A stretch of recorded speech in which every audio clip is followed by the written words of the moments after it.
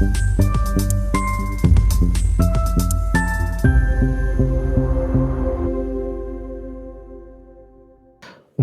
मित्रांनो, आपल्याला गाण्याचे बोल सांगायचा मोह होतोय, कारण हा विषयच तसा आहे. कशापायी छळता माग माग फिरता, असं काय करता दाजी, हिला भेटा की येत्या बाजारी. 6ची बी गाडी गेली, 9ची बी गेली, आता 12ची गाडी निघाली, मला जाऊ द्या ना घरी. आता वाजले की 12, आता इथे जाऊ द्या ना घरी, मला येऊ द्या ना घरी. वाजले की 12 अशी अवस्था. ज्यांच्या घड्यात 10 वाजून 10 मिनिटं झालेली असतात, त्या घड्याळ्यासोबत जाण्यासाठी तुतारीवाल्यांचे 12 वाजलेले आहेत. शरद पवारांचा जन्म पण 12/12चा, म्हणजे 12 डिसेंबरचा, आणि आता त्यांच्या पक्षाचे 12 वाजलेले आहेत. आज शशिकांत शिंदेंनी काहीतरी लेख लिहिलाय. रोहित शिंदे रस्त्यावरच्या सिग्नलला उभे राहून मागे लागणाऱ्या काही विशिष्ट मंडळींसारखे सत्तेत घेण्यासाठी मागे लागलेले आहेत, आणि रोज कुठला तरी आरोप करायचा, रोज काहीतरी वक्तव्य करायचं की जोपर्यंत मला सत्तेत घेत नाहीत, जोपर्यंत मला पक्षात घेत नाही, तोपर्यंत तुम्हाला सोडणार नाही. हे काय चाललंय? म्हणजे महाराष्ट्राच्या राजकारणात इतकी लाजिरवाणी अवस्था कुठल्या पक्षाची आत्तापर्यंत कधी झाल्याचं मी बघितलं नाही. सत्तेत पक्ष आले गेले, विरोधात अनेक पक्ष जन्मभर विरोधात राहिले, पण असा बाजारीपणा कोणी केला नाही. राष्ट्रवादी काँग्रेस शरदचंद्र पवार गटाकडे बघून अक्षरशः आता कीव यायला लागलेली आहे. शशिकांत शिंदे यांनी एक लेख लिहिला. कशासाठी? तर अजितदादांना श्रद्धांजली वाहण्यासाठी. आणि त्याच्यात त्यांनी म्हटलेलं आहे, दावा केलेला आहे की दोन्ही राष्ट्रवादी काँग्रेसच्या विलिनीकरणानंतर त्याचं नेतृत्व अजितदादांकडेच येणार होतं, आणि अजितदादांचं स्वप्न पूर्ण करण्यासाठी आपल्याला कामाला लागलं पाहिजे, ही जबाबदारी आपल्या सगळ्यांची आहे. मग हे का झालं नाही? तर म्हणजे त्यांचं म्हणणं आहे की अदृश्य शक्तीच्या कारवाईमुळे अजितदादांना राष्ट्रवादीतून बाहेर पडून वेगळा गट स्थापन करावा लागला. मात्र झालेली चूक दुरुस्त करायची या विचाराने ते 4-5 महिन्यांपासून कामाला लागलेले आहेत, असा दावा केला.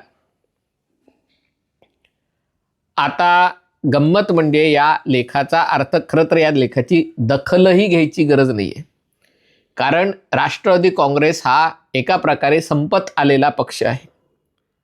तो संपावा अशी माझी इच्छा नाहीये, पण त्यांच्यामध्ये कुठेही काहीही असं काही दिसत नाहीये की पक्ष म्हणून आपलं अस्तित्व टिकावं, आपला विस्तार व्हावा, यासाठी काहीतरी प्रयत्न करावेत.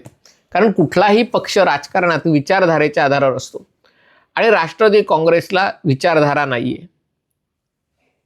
आधी शाहू फुले आंबेडकरांची विचारधारा होती, मग शिवशाहू फुले आंबेडकरांची विचारधारा झाली, पण सत्तेत असणं याशिवाय दुसरी काही विचारधारा राष्ट्रवादी काँग्रेसला नव्हती, नाहीये. आणि त्याच्यामुळे हे जे रोजचं सातत्याने सुरू होणारं रडगाणं आहे, ते रडगाणं आता लोकांच्या डोक्यात जायला लागलेलं आहे. पण हे का होत असावं? हे नेमकं कारण काय असावं? कारण जर त्यांना विलिनीकरण करायचं आहे, तर सत्तेत जायचं आहे का विरोधात जायचं आहे? शशिकांत शिंदेंच्या लेखाचा असा सूर दिसतोय. म्हणजे जर अजितदादांच्या नेतृत्वाखाली आपण सगळेजण जाणार आहोत, तर त्या वाक्याचा अर्थ असा होतो की तुतारी गट अजितदादांच्या पक्षात विलीन होणार आहे. एकत्रित राष्ट्रवादी काँग्रेस केंद्रात मोदी सरकारला, राज्यात फडणवीस सरकारला पाठिंबा देणार आहे. त्याच्या बदल्यात त्यांना जी काही त्यांच्या वाट्याची मंत्रिपदं मिळणार आहेत ती मिळणार आहेत. लोकसभेत, राज्यसभेत जे काही स्थान मिळणार आहे, खास करून आता राज्यसभा आणि विधान परिषदेच्या निवडणुका होऊ घातलेत, त्याच्यात काहीतरी स्थान मिळणार आहे. पण पुढचं वाक्य वाचलं की महाशक्तीच्या कारवायामुळे, याचा अर्थ अजित पवार, राष्ट्रवादी काँग्रेस अजित पवारांनी फोडली. याचं कारण म्हणे त्यांना ईडी, सीबीआय वगैरे या सगळ्या तपास यंत्रणांचा जाच सहन करावा लागला. पण अजितदादा तर दुसऱ्यांदा भाजपसोबत गेले. पहिल्यांदा 2019 साली गेलेले, तेव्हा कोणत्या यंत्रणांचा जाच त्यांना सहन करावा लागला होता, ज्याच्यासाठी ते भाजपासोबत 3-4 दिवसात जे सरकार टिकलं नाही, पण त्यासोबत जाणारे अजितदादा होते. अजितदादांची भूमिका होती सत्तेसोबत जावं, भाजपासोबत जावं, अशी भूमिका खुद्द शरद पवारांची होती. म्हणजे महाशक्तीने कोणतीही कारवाई वगैरे काही न करूनही अजितदादा तिकडे गेले होते याचं कारण शब्द शरद पवारांनी दिला होता, तो शब्द त्यांनी फिरवला होता. आणि त्यामुळे ही गोष्ट खरी असेल तर इथे महाशक्तीच्या कारवाईचा कुठेही संबंध नाही. 2022-23 मध्ये जेव्हा ते 23 मध्ये जेव्हा ते फडणवीस आणि शिंदे यांच्या सरकारमध्ये सहभागी झाले, मुख्यमंत्री एकनाथ शिंदे तेव्हाचे मुख्यमंत्री, काल मी म्हटलं होतं त्याचा अर्थ चुकीचा काढला, तत्कालीन मुख्यमंत्री एकनाथ शिंदे यांच्या सरकारमध्ये ते सहभागी झाले, तेव्हा त्यांनी शरद पवारांविरुद्ध बंड केलं होतं. आणि तेव्हा देखील त्यांनी हे सांगितलं, पहिल्यापासून सरकारमध्ये सामील व्हावं अशी राष्ट्रवादी काँग्रेसच्या बहुतांश आमदारांची इच्छा होती. आणि त्यामुळे आता या विषयावर जर शशिकांत शिंदे असं सुचवू इच्छित असतील की सत्तेतलं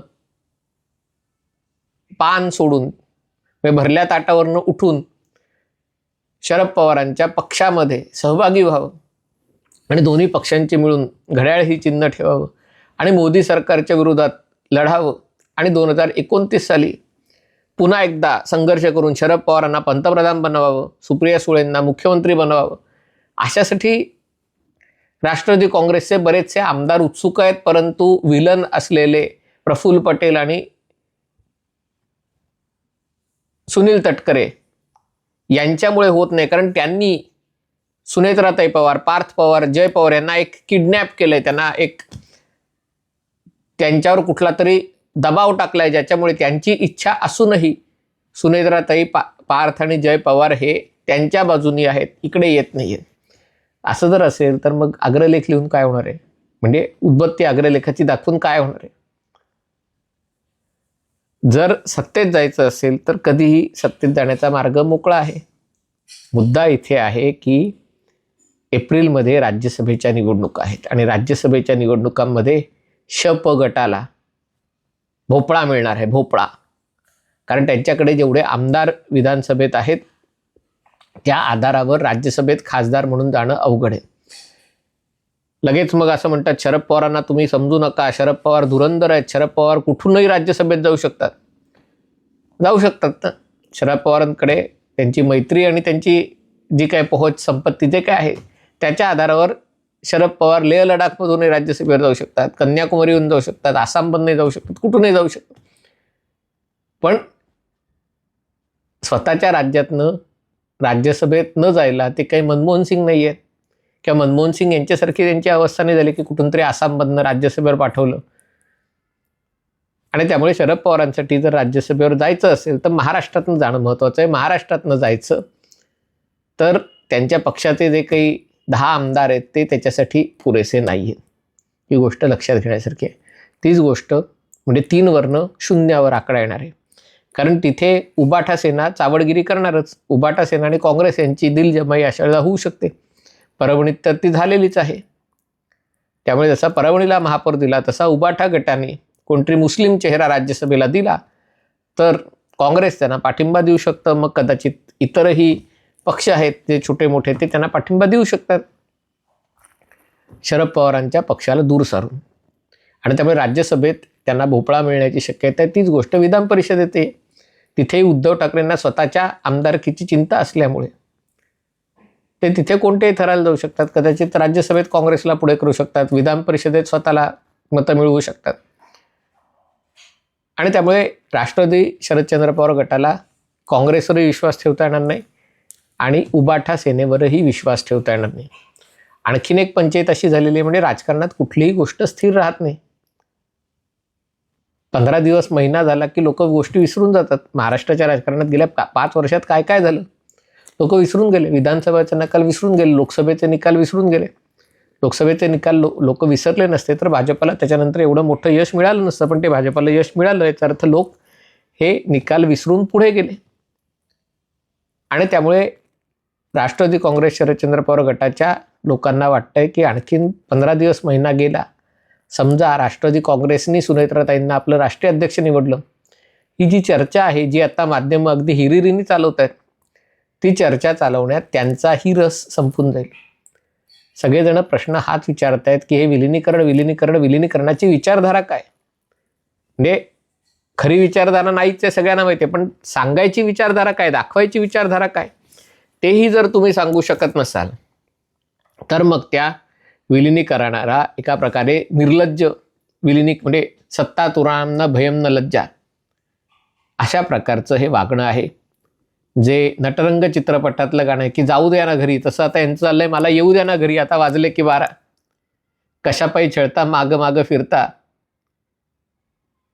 6ची गाडी गेली, 9ची गाडी गेली, आता 12ची गाडी निघाली, आता जर नाही आलो तुमच्यासोबत तर बाकीचे लोक कोणत्याही अटी शर्ती विना विलीन होतील.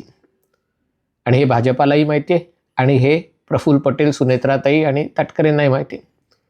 आणि बार्गेनिंग करण्यात त्यांचा कोणीही हात धरू शकत नाही.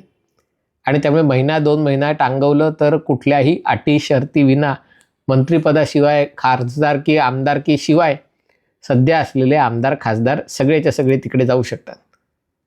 आणि त्यामुळे 12 शरदचंद्र पवार गटाचे वाजलेले आहेत.